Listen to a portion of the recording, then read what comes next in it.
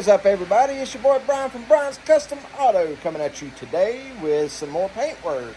Yay!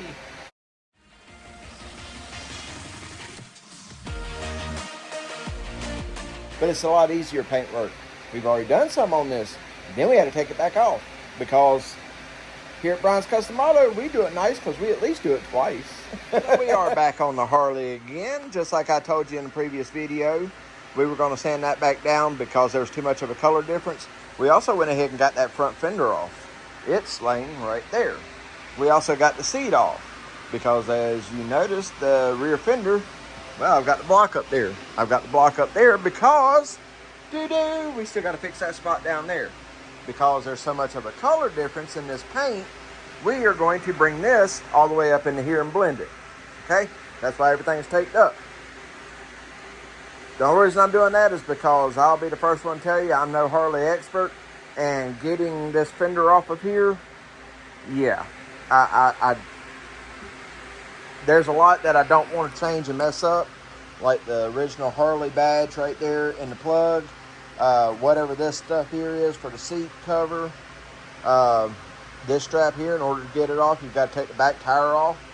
So yeah, we're not doing that. We are going to get this all the way pretty much from up here in the seat rail, maybe a little bit further up into here, back down, okay? We're going to paint the tank, and we got the front fender right there. We're going to sand it down and do the same thing.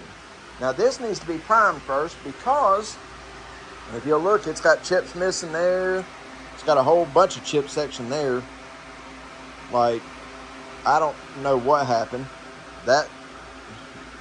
Yeah, we got a lot of cleaning to do on this thing. It's a beautiful color, it really is, but all because of a spot. So, it's all good.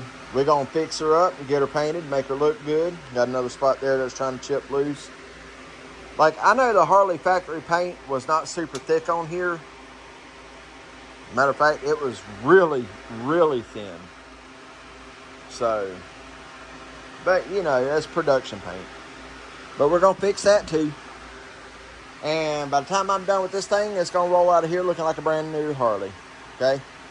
And then once I get done with this, we get to get back on that car out there. Say hey to my boxing dinosaur. He likes to fight for some reason. He's a little lump dining.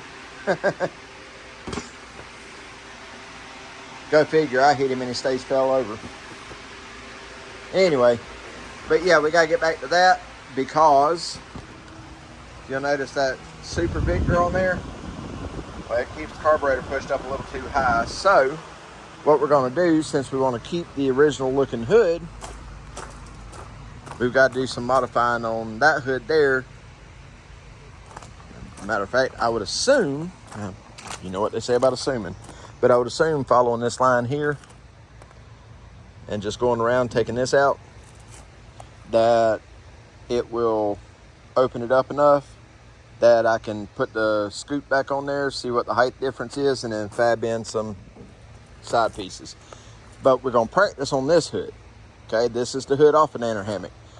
We're going to practice on this hood and then do it to this hood because this hood's in way better shape. Okay? And this hood will go on Gray Ghost. And that hood will go on Nanner hammock and get painted. So, also guys, check it out. Because of my lift height being wonky and stuff, I made these out of pressure treated 2x6s yesterday. And I've raised this lift up and down several times and even drove the Camero up here today on it. And guys, that works perfect. A little angle there and an angle there, and it drives right up on there like it's supposed to. So there's that. We got a lot of work still to do to this guy, but it's unbelievably hot. Unbelievably hot. So we're going back in here to work on that. So if you're interested in that, stick around. Make sure you do me a favor. If you hadn't already, make sure you subscribe. Leave me a comment of something, one word, anything. That helps the algorithms, okay? I'm trying to hit 2,000, guys. I want to hit 1 million, but let's start small and go with 2,000. Y'all help me hit that, that'd be great. So, all right, we'll see you back here in a second. All right, so we're back, and it's a wonderful Monday morning. Well, Monday, not morning now. I've been busy all day doing a bunch of other stuff, getting yard work done and all that jazz. No, my wife did not help with the yard work. She's at her job. Which brings me to my next point. My job is inside this garage running my business. So, for all them naysayers or questionnaires out there that want to say, well, why don't you get a job? I got a job. I do stuff like this. And I build stuff like this. Yeah, that's what this whole channel is about. Anyway, so here we are. We're back on the Harley. And we are finishing up the paint work. I've got one more section to paint. And I don't put that on video because I'm not a great painter, so it takes every bit of my concentration to do this and do it right without messing stuff up. Now, I will bring you guys back as soon as I get the paint on this. I still have to sand it down. I just sanded it in 180 on this side. I've got to hit it with 220, 400, and 600, and then we'll go from there. So, hang tight. All right, there she is. I still got to peel the tape off of it, but there it is. And it appears to match the other side here. Oh yeah, that's beautiful. So we're in good shape now. Overlook that little bit right there. That's the original color, but all that's under that dash. So that's what the hard edge is. And it goes right down the middle. We pull that back and let that ride. But we're in good shape now. So as soon as it dries and tacks, I'll pull that off. And then we can get the wet sand in the Harley and cut and buff it just to get the little hairs and stuff out. But yeah, it looks pretty doggone good to me. And that makes a complete paint job on this bike. So, because the front fender's done, you can kind of see it in the air, so I don't want to stand in here too much longer. But we're going to let it flash and dry. And then I'll come back and start putting it back together and doing the wet sanding and all that. So, anyway, hang tight. Well, ladies and gents, she's all back together. I just got done running her. You see how crisp and chrome, all the chrome looks on it. I still got to hit the mirrors. Still got to hit those. You can see where some of that stuff in the air. But she is painted, back together, and ready to go. And most importantly, no dent. No gouge. And come to the front fender and no gouge. Tell me what you think about that paint job, guys. It's turned out pretty doggone good. Each one of these, I keep getting a little bit better, a little bit better. One of these days, I'll be a pro painter. Anyway, so there's the Harley done. Now, first thing in the morning, I got to get out there and jump on the Camero and start cutting the hood up on it because of that intake. So we'll do that then, and I'll see y'all then. All right, so we got the hood, got the Camero up on the lift. I still have to go pull the center console out from the other car, but in the meantime, we're just focusing on getting the hood done, so that way it don't rain into this really awesome engine while I move it out of here. So I'm gonna pull the black hood up here first, bolt it on, and then do all my testing on it so I know what I have to do on the permanent hood. I know it's double the work, but it's for a better cause. So hang tight, let's get it on the stand. All right, so if you'll remember, this is the black hood that came off of Nano Hammock here, right? So this hood is in bad shape, okay? It's in bad shape. The underside of it's really rusty. It's in bad shape. So this is going to be our template. We're going to make this hood fit perfect and then transfer it all over to that gray hood there, which is perfect. All right, so what I'm doing here is we're using the small Edelbrock air cleaner. Okay, I've got my mark already right there where it goes. I didn't think to look and notice these dents right here, which you can see that the dents there and then the black marks off to the side. Anyway, So we got it centered up as best we could with the engine, because you know an engine never sits perfectly centered in the engine bay. So now that we've got that, we're going to take our marker.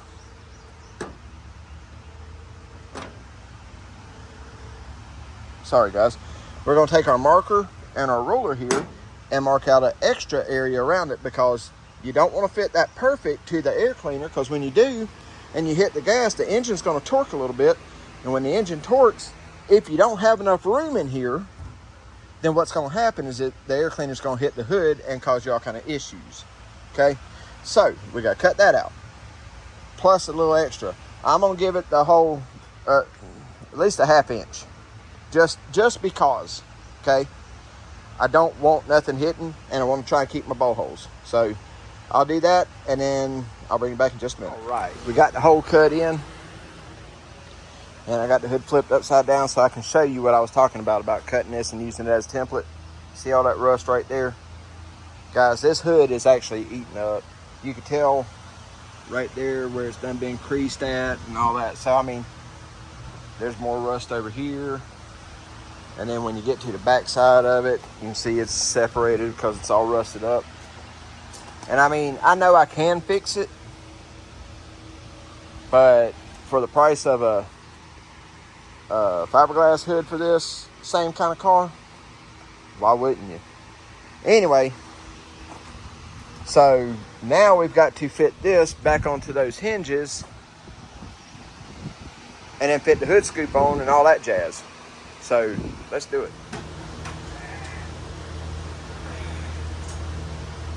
Yes.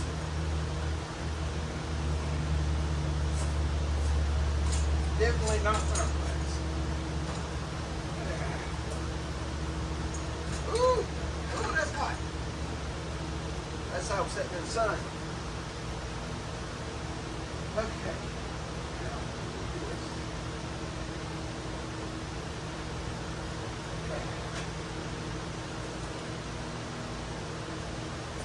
See if I can get it back on here by myself.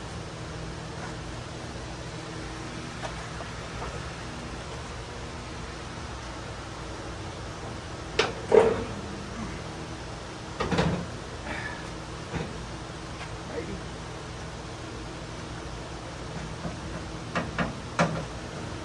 Haha. Kinda.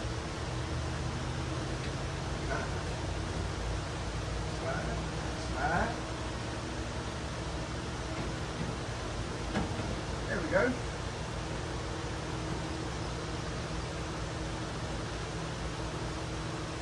That kind of worked. All right. Let's see if I can do something with this him.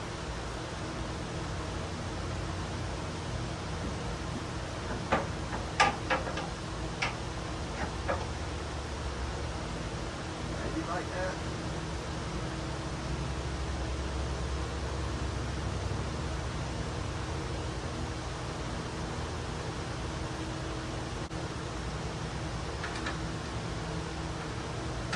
Warm water.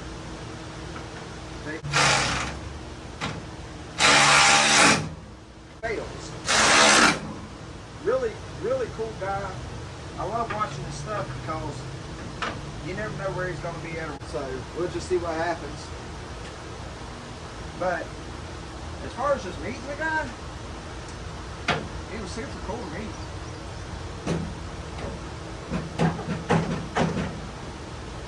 God, these hinges suck.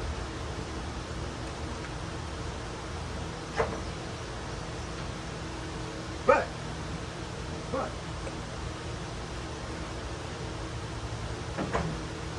I think I accidentally just lined this hood up good.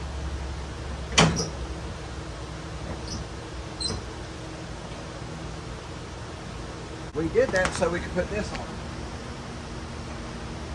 Now I'm still got to put the thread through the top of the car, but for the sake of setting on,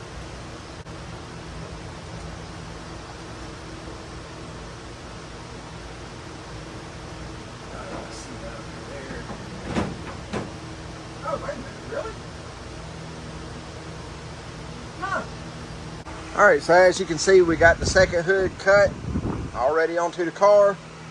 Now we got to do is set the scoop on there. And I know that looks like a bunch, but guys, seriously, check it out.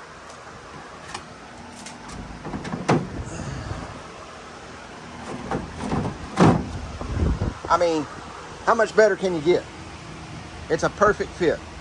So now all I got to do is pop the hood, bolt that down, and then readjust this fender over here, because this fender being pushed in is causing issues right here. But not the end of the world, not for what we're doing. So that'll take care of the hood on this joker. It actually looks more like Bumblebee now that it has the gray hood on it. But God, Bumblebee was fugly. All right, guys, so it's a new day. And yeah, we're back to work on Nanner Hammock. We got just a little bit to do. That's stupid thing he's calling. We got just a little bit to do, and then we're gonna pull this car off the lift and bring that OBS Chevy back up here and get started on it. However, before we do that, I am going to go ahead and get the battery terminals changed now that we've got the hood setting up on it on its own. That way I don't have to fight hood pins and heavy hood and all that. So we're gonna go ahead and change these terminals. Let me show you what the guy brought me. He brought me these little snazzy doodads. We got the one with the red on it, with the plus on it, so that way, you know, in case you don't know that red is positive and black is negative. And it all ties in with an Allen wrench instead of like a 7/16 wrench or whatever. Anyway, so we're gonna go ahead and take care of all this. All right, guys, so we are back. What it do, baby? We got the OBS up on the lift now, pulling all the junk out the back of it. We've got some company. We've got Mr. Joe Phelps out here working on his van, giving him a hand wherever he needs it. At this particular moment, you're not ladybug. I like bugs. At this particular moment, we are getting the hood hinge springs out. And again, with the bag in your bolts. We got everything bagged up down here, which means I'll be able to find my bolts through all the snake skins. A little bit of snake skin ain't gonna hurt nobody. This is the front fender and core support. We don't need that. That is exhaust. I've showed y'all this before. I'll show you again how easy this is. Hood hinges right there. So now we got these to go with those. We'll get those out and get them scuffed down and painted, and then we'll go ahead and get them onto the truck. While we're at it, we're going to go ahead and raise the truck up now that we have the lift, and we're going to recheck the frame to make sure all that got painted and taken care of the right way. Because I put my helper on that, and you know, I ain't saying he didn't do a good job. I'm just saying, you know, I need to go back and double check it. So we're going to go ahead and do that too. I'm pretty sure it's all right, but we just want to make definite sure. Okay. We also have to finish lining this door up because there's a little gap right, or not a gap, but it just ain't straight. Might be in the fender itself, might be in the door. We'll figure it out. So, all right, I'll bring you back in just a minute. All right. Here we are. It's another day.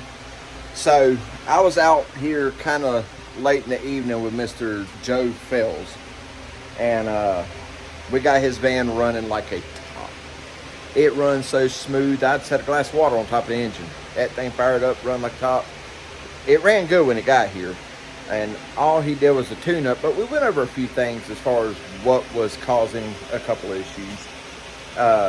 You know, basically done a whole health diagnostic check on the engine and looked at a couple other things because, you know, it is what it is. He had one side running a little bit, what looked like it was running a little bit leaner, but he had a head replaced in the past. And I don't think they changed the spark plugs when they, on the other side, when they changed the one head. So that's kind of what that looked like to me. But aside from that, got him taken care of, got him running out of here. And yes, I'm mentioning this because there's a gap in the video, not because I'm chasing clout or nothing like that. If I was chasing clout, well, there would have been a whole lot more of Joe Fells on my video. But anyhow, and if you don't know who that is, guys, please go check him out. Awesome dude, really great conversationist, really great person to talk to. And very smart guy. Very, very, very intelligent, deep thinker. I like that. He had my creative mind working quite well. Anyhow, so I'll tag him in this video so that way you can go find him and go see what he does, because he does some awesome stuff. Anyhow, with that being said, guys, we put the truck up on the ramp, or on the lift. Just went through, made sure everything was painted up, and it is. I've got a parts order list I need to get together for the owner of the truck. And once that gets here, we're going to go ahead and do the suspension. We're not lowering the truck, but we are going to put new shocks on front and rear, take care of stuff like that. And a few other things going on as well.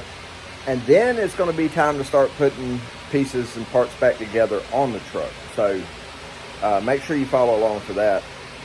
But yeah, for the next couple videos, we're going to be OBS Chevy only. So if you're into OBS Chevys, make sure you're here. But anyway, so that's going to do it for this one, guys. I will catch y'all next week.